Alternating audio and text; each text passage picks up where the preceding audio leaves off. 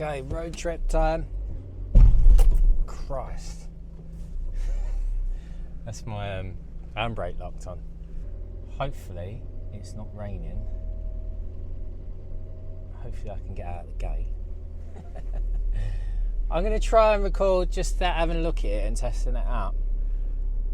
If I can, if the gaze is alright with it. I'll see you there.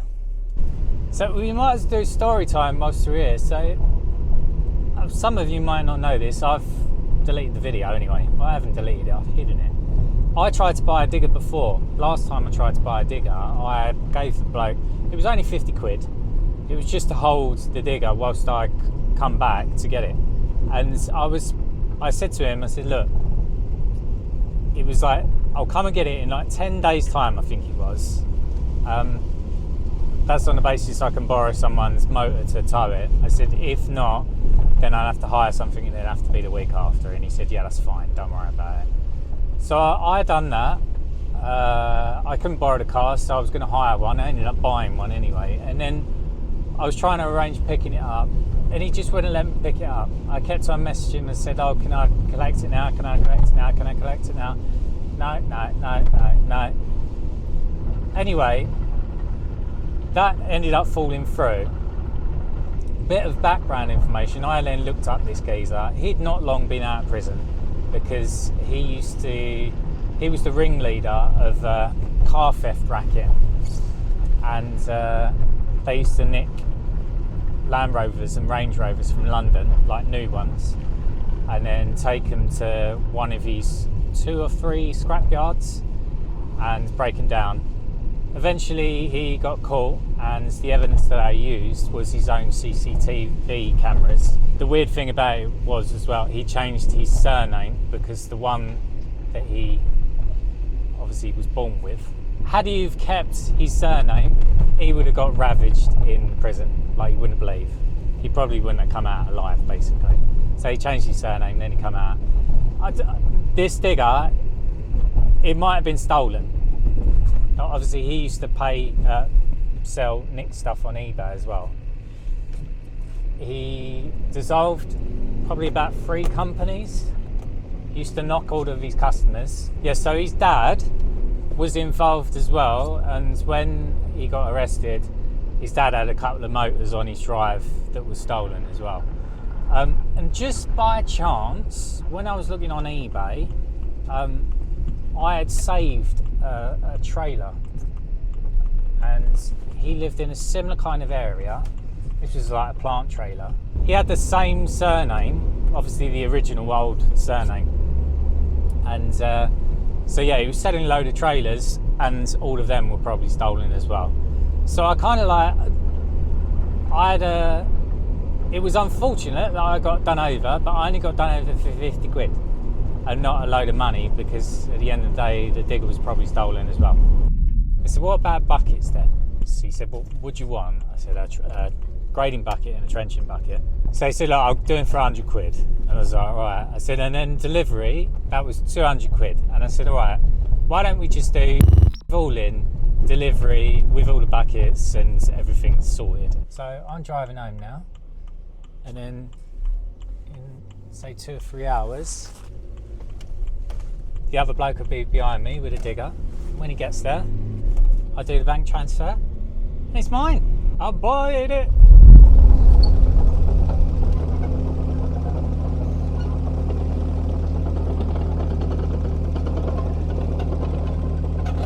So what do you reckon then?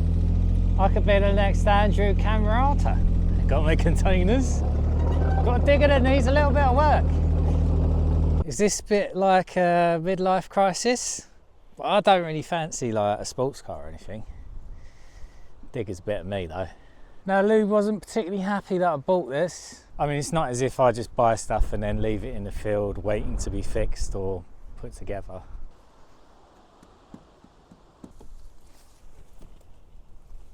To be fair, I did fix this. I just haven't used it yet. We've come down here because it's a bit windy up on the field. Question is, have I bought a lemon? Have I bought a lemon? I'm not going to tell you how much I've exactly paid for it just yet. I want you to take a guess in a minute. and then I'm going to give you a bit more information, and then you can readjust your guess if you want. So this is a Takeuchi, this is a TB016. I do not know what year it is because the plate is missing there. I did post it on a Facebook group to see if anyone knew what year it was. Most of the answers come back between 2002 2006.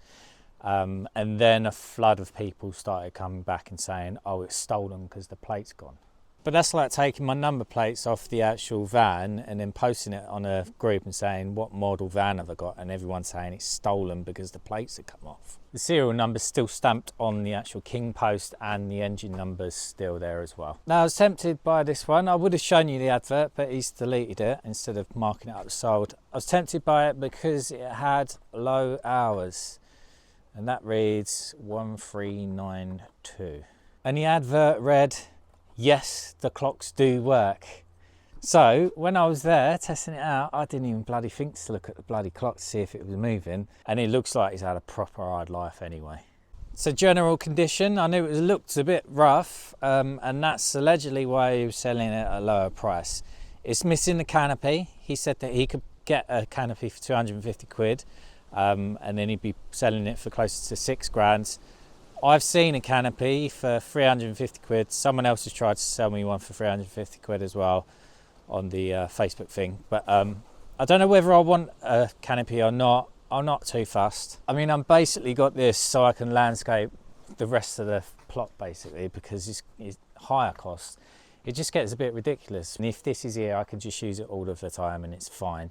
That's all I really need it for. Maybe doing shed bases and stuff. I might be able to garage up there at some point. But it does what it needs to do, or I thought it would anyway. It's got expanding tracks on this one, so it's going to be stable. I don't necessarily need the canopy for safety. If it's going to rain, I'll just go indoors. So the seat's fucked. That's typical on these, and I'm missing a joystick, which is there. So that's a copper pipe at the moment. I could probably just get one of these off a breakage yard for like 20 quid or something. So I wasn't too fussed about that. The lever, this is just welded on, so at some point it had broken, but I'm not too fussed about that. The bodywork is obviously fucked. This is all twisted. There's a massive lump of filler just there. The tracks looked fine, the sprockets looked fine. I will service the final drives, that would be fine, it's not a problem. It looks like they've got plenty. This looks newish, that track. There's a little bit less on that one. There is a little bit of smoke on startup, not much. And then after that, it's completely fine. It runs sweet. Can't hear any engine noises. Seems okay. So I was thinking, yeah, okay, it's cosmetically, it's a bit rough. I can get a canopy at some point if I want to. I can sort out that lever, it's not a problem if I just don't want to use that. The thing that I knew was an issue is down this end. Hopefully you can see that. Right, so these dipper links, they are bent. The bucket link is bent. These pins are not original. And so I knew that I'd need to basically renew all of this and get all the bushings and everything. So all of that would come to about 400 quid. I knew that in advance and I thought, right, well, that's okay. I could probably tackle that. I used to work on my motorbikes, so I've done head race bearings and everything. So doing the bushings, I'll be able to sort that out. It shouldn't be an issue. And whilst that bit was loose, I wasn't overly concerned. All of the rams seemed fine. I checked all this. There's a little bit of markage on this ram here, but not enough for it to cause an issue. Everything seemed relatively solid. So on that basis, I thought, yeah, I'll buy it.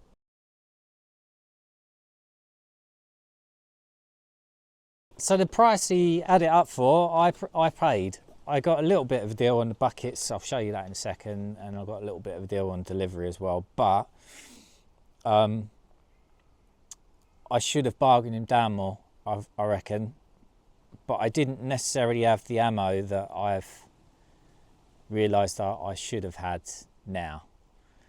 So yeah, let's have a look at the other bits that I found now. Have you ever done that? Have you ever like bought something and then went, oh fuck, why didn't I see that? I think buying stuff like this, cars, vans, anything, motorbikes, it's good to take someone else because they will look at things differently to you. It was just a bad day to be buying it because it was windy. It just fucked it down with rain. It's never good buying stuff in the rain, is it? Since I've got it back, I've noticed I've got this leak. I didn't notice it before because of everything was wet. So that's a hydraulic leak from this ram. That might be because this is slightly twisted and it's applying pressure on them seals. But I used to do my seals on my forks on my motorbike, so I'm not too worried about that. After all, it's only weeping ever so slightly. Now, something I didn't pay attention to or didn't notice was the kingpin issue. I wasn't quite violent enough with it, like shaking it backwards and forwards. It seemed okay when I was there, but since then I've realised that this is totally fucking bodged. I mean, this pin here, yeah, that's been welded on, that's welded there, and then that's in there. So that's the thing that's keeping that pin in. And just down here, you see there's a weld there, and there's a weld on the other side as well. So there's my other weld. Okay, so what should have happened, you should have holes here. So one here and one there, and then the pin goes all the way through, and then you get a bolt and you fit it all the way through, and that keeps the pin in. So it's the same as this one here. You see that? But someone's bodged it and then put that pin in, and then later on I realised that underneath as well there's a plate that's been welded on that. So I'm wondering whether this is cracked before and they've welded it up, and then they've welded this on there as well to strengthen it, and then they've had to bodge a pin in somehow. Now in theory that might be fine if I could just like use it as is, but there is a bit of a gap there between the pin and the top hole in this, and if I'm a bit more violent with the boom, it kind of like it rocks back. There's probably at least 4 or 5 mil movement on that. I bought it not realising that was a problem. I mean, obviously it still works.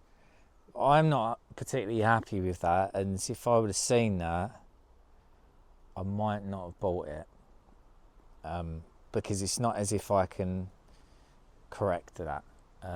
I have seen another like king post online for this model. I don't know whether they've still got it in stock. I would imagine it's quite rare for people to need one of these anyway. And there's someone else that's offered me one. They've got to check the model, but that's already been, they call it line board, so you have to bore it out.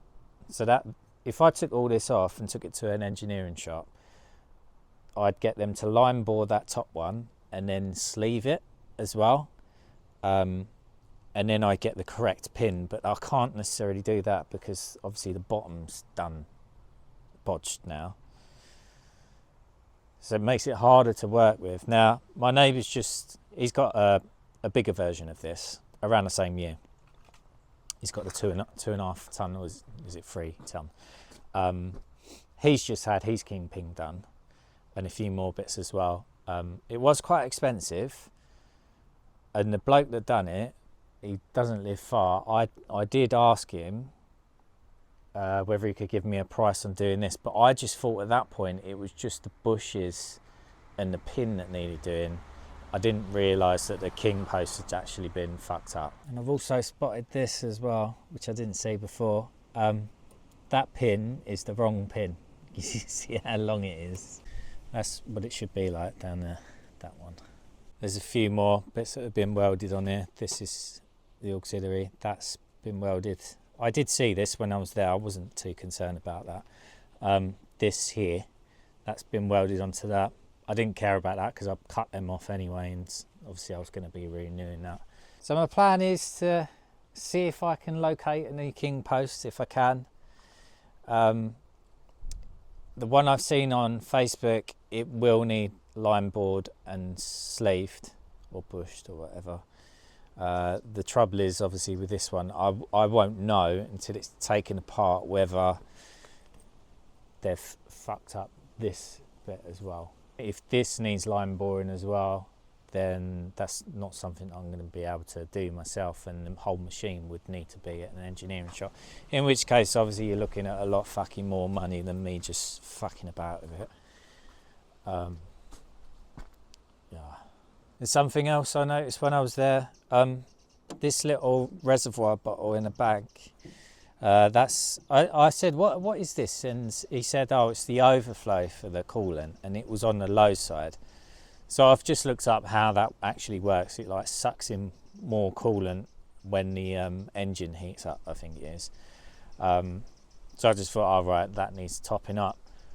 I didn't think of fucking looking at the needle on the control panel. I've just had it running just then. Fair enough, I didn't top up the coolant, but it was above the red. Which isn't particularly great, is it? So hopefully there's not an issue with the cooling system, and that's a relatively easy fix. I have topped it up with coolant, but I don't know, I think I need to check in the actual radiator. So I did get that bucket with it. I bought this bucket that has got holes down here, but I didn't really care about that. I quite like to repair that. I can use my stick welder and just fuck about with it. It has got 30mm pins. This is a little bit wider than it needs to be. And that's my grading bucket. This one's in decent nick. I don't know whether it's slightly smaller than it would be from the original though. So I got them two buckets for £100. That's completely fine. Didn't mind that at all. Instead of £200, I got the delivery for 150 quid. I should have got that for less, really. I should have bargained him down more, because he ended up dropping it off straight away, and he was picking up something an hour away from here, so he wasn't actually wasting too much time. And the price that I paid for this, it was 4,750 quid. So what do you think? Is that worth it? Is it worth it? Lou absolutely had the up with me. I spent the build money on this, but it was on the basis that, right, look, I'm going to end up spending a couple of more grand like hiring diggers anyway, so the amount of work that I need to do landscaping, I just think it's worth it, because the value that I'm going to add to the property as a result of it outweighs spending £5 on the digger. Hopefully she's not watching this part at the moment, because obviously it's not just £5 on the digger. Well, it's less than that, but obviously I still need to sort out a few bits. I was thinking if I spend like an extra £1,000 on top to sort it out, and then I've got a digger that's sorted, I know exactly what the deal is with it. But that was on the basis of me believing that it was a low hour engine, and it was just like the digger itself had had a hard life, but obviously you don't know how many hours this engine has done, and I don't know how many hours the actual digger's done. I don't know how many hours anything's done, and considering looking at that king post, I mean, I know they can go quite quick, especially if this was originally a hire and they had a pecker on it and they just like, it's just been bashed the fuck in it. But I didn't bank on doing that king post or anything, did I? So I said to Lou, don't worry, yeah, I'll make the money back somehow. Do you reckon you could help me with that potentially? I was going to start doing merch at some point. I've got a load of stainless steel little fold out utility knives, and I've got my engrave now. So what I was thinking, I was going to engrave it with my little DIY logo that should be in the corner somewhere down here. And I was just going to do a run of 100, so they're going to be numbered from 001 up to 100.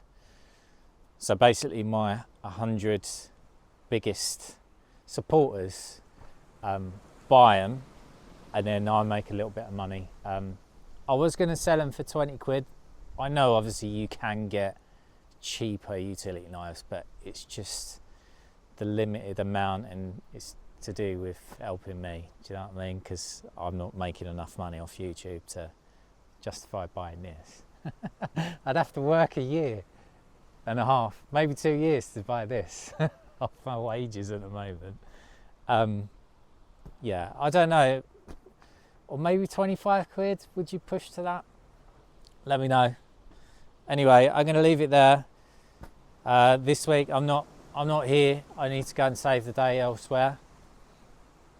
So yeah, I'll see you later.